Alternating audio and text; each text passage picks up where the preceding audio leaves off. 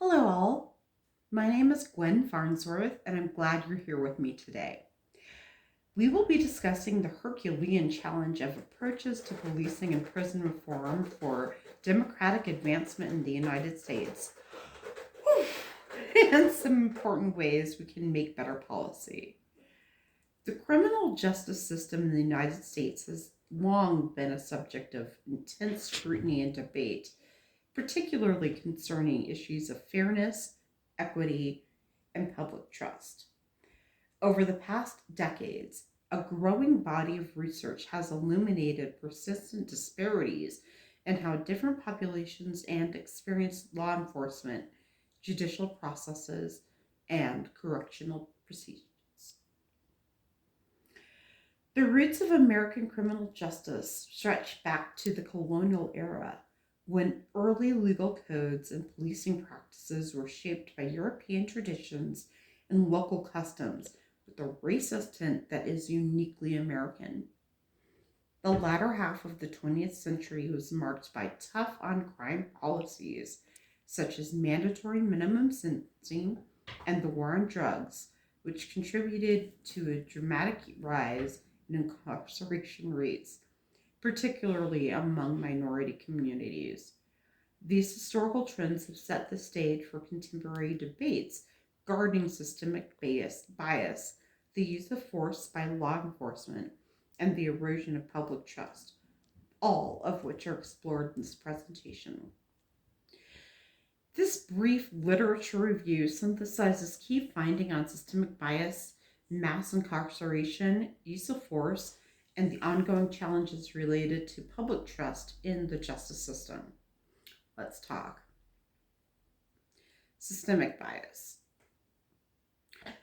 Research consistently demonstrates that systemic bias within various aspects of the criminal justice system, including policing, sentences, and incarceration rates, include that Black and Hispanic individuals are disproportionately targeted and affected. For example, a report by the Sentencing Project highlights how implicit and explicit biases contribute to disparities in arrests and convictions. Mass incarceration. The United States has one of the highest incarceration rates in the world, with millions of individuals currently behind bars. Scholars attribute this phenomenon to policies such as mandatory minimum sentencing, three strikes laws, and the war on drugs, which have disproportionately impacted minority communities. Research published in the Annual Review of Criminology indicates that mass incarceration not only impacts those affected, but also has a lasting social and economic consequence for family and communities. Use of force. Numerous studies have examined the use of force by law enforcement, revealing significant racial and ethnic disparities. Data from the Bureau of Justice Statistics and independent analysis show that Black and Hispanic individuals are more likely to experience police use of force during encounters. The National Institute of Justice has found that such factors, including training, departmental policies, and community reactions under influences of officers, will be decisive when regarding use of force. Public trust issues. Public trust in law enforcement and the criminal justice system has eroded in recent years due to high profile indictments, incidents of police misconduct, excessive use of force, and ongoing systemic inequities. According to the Pew Research Center, confidence in the police varies significantly by race and ethnicity, with minority groups expressing lower levels of trust. Academic literature suggests that transparency, accountability, and enforcement are critical for rebuilding community trust. Why is accountability important? Because when we make sure police and corrections agencies answer for what they do, people are more likely to trust the system. These mechanisms help keep everything fair and honest, including the collection of data. It might sound dry, but gathering details about law enforcement activities helps us use and see what's working and what isn't. It's like having a roadmap for making things better and staying transparent. But it's not just about collecting data, we need to share it. Communities can access this information, they feel more in the loop. It lets everyone have more informed conversations about safety and justice policies. When we're open with data, it really brings people into the conversation. If communities know what's happening with law enforcement, they can help shape and improve policies. It's about making everyone a part of the process. Promoting equity and representation in policing and prison policies. You have to talk about equity. We know that some groups, especially marginalized and racial groups, face more challenges and higher incarceration rates. Recognizing these disparities is the first step in fixing them, and it shows us where reform is most needed, driving the need for targeting reforms. This must, by definition, include input from the people affected and a real commitment to making things fairer for everyone. Getting the community involved in decision making is huge. When people help shape policies, those policies are more likely to work and earn trust. It means everyone's voice and everyone's needs are considered, not just a few. When communities have a genuine seat at the table, they bring a wealth of lived experience, local knowledge, and diverse perspectives that policymakers alone can't replicate. This kind of engagement isn't just symbolic, it leads to practical solutions that address the root causes of issues. Decisions made with active community input are far more likely to reflect the concerns and priorities of those most impacted, creating a sense of ownership that drives lasting change.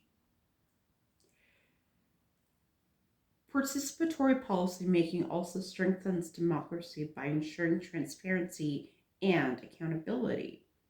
When people see that their input leads to real results, it strengthens their faith in the system and motivates ongoing involvement.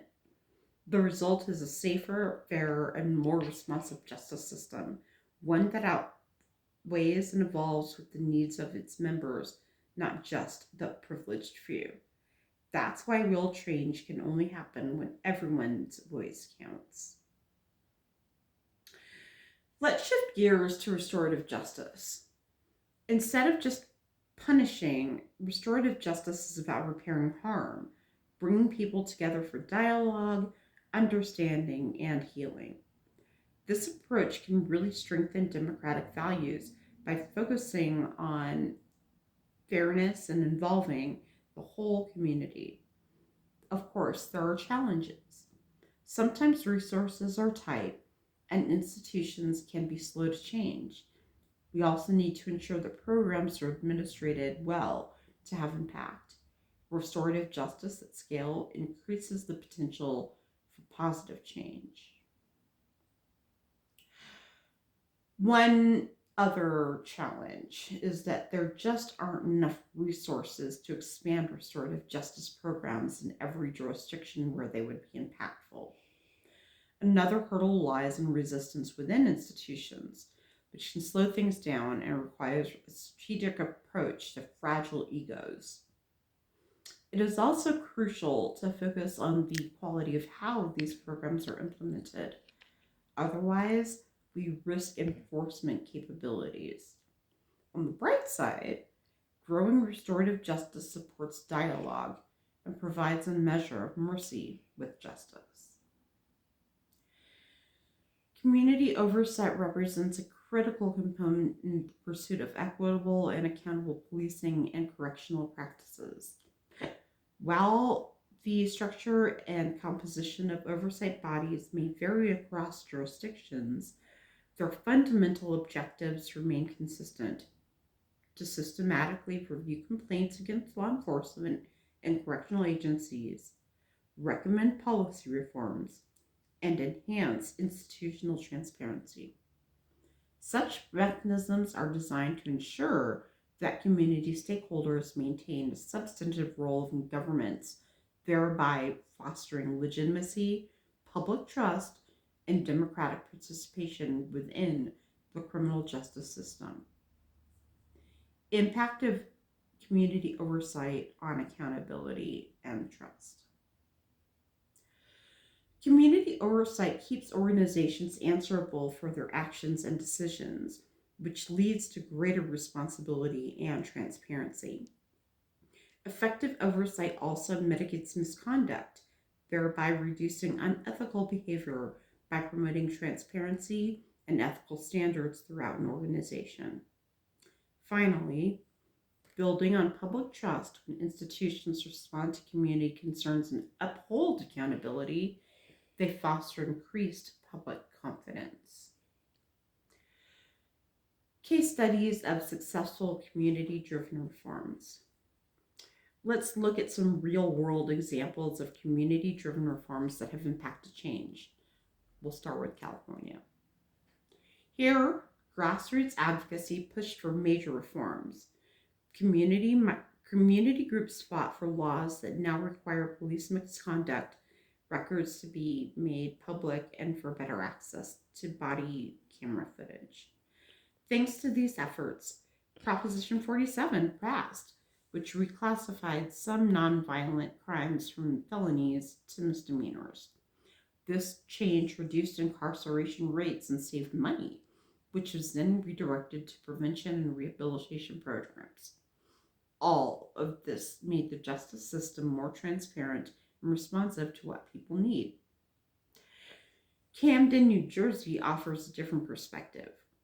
In 2013, the city actually disbanded its entire local police department and started fresh with a county run force. What really stood out here was how much the community was involved.